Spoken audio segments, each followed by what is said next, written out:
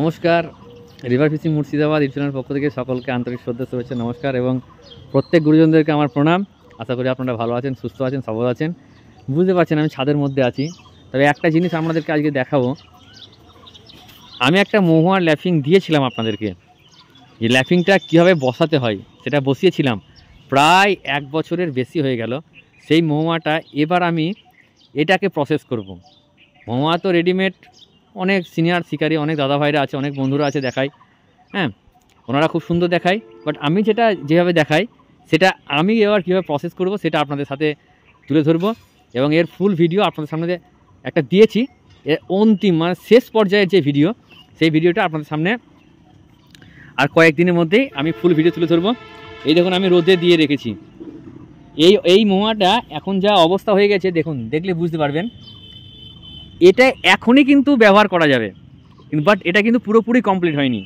এটাকে আমি সেন্ট গন্ধ যা আসে না বন্ধুরা, কিন্তু বাট আমি লাড়তে পারছি না, আমি ঘাঁটতে পারছি না।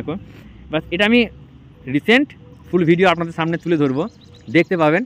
এটাকে আর কয়েকটা প্রসেস আছে, জাস্ট ওটাকে করে নিলেই আপনি রুই, মৃগেল, কাতলা সব মাছ খাবে সেই রকম এটাকে বানিয়ে দেবো। প্রায় 1 বছরের বেশি আপনারা ভিডিওটা অন্তত দেখেছিলেন।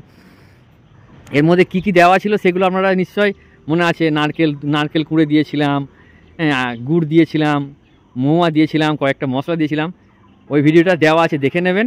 এবং এটা আমি লাস্ট ফিনিশিং আপনাদের সামনে তুলে ধরবো।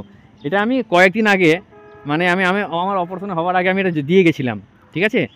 এটা রোদে দিয়ে গেছিলাম, বাট আমি আবার আজকে এসে দেখছি রোদে নামিয়ে দিলাম। এটা 2-4 দিন রোদ খাওয়ার পরে এটাকে কিছু তেল, হ্যাঁ, তারপরে মাখন গাছ দিয়ে এটাকে আমি পুরো রেডি করে নেব।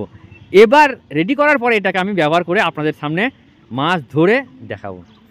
এটাই হচ্ছে আমার মহুয়ার স্পেশাল ল্যাপিং। মানে থাকলে পরে আপনার আহামরি আর কিছু ল্যাপিং লাগবে না। যেসব জায়গায় মহুয়া কাজ করে, তাই বলে এই নয় যেখানে মহুয়া কাজ করে না সেখানে আমি ফেলে দিলাম। এটাকে কিন্তু টোপ নয় বন্ধুরা। আর যদি কোনো সময় মনে করেন এটাকে চার হিসাবে ব্যবহার করবো, কতটা পরিমাণে দিতে হবে, কেমন দিতে হবে সেটাও আপনাদেরকে বলে দেবো। তো এই একটা ছোট্ট ভিডিও আপনাদের সাথে শেয়ার করলাম। এটাকে খুব তাড়াতাড়ি আপনাদের সামনে তুলে ধরবো, কেমন সামনে সিজন আসে, আপনাদের প্রয়োজন, আমারও প্রয়োজন।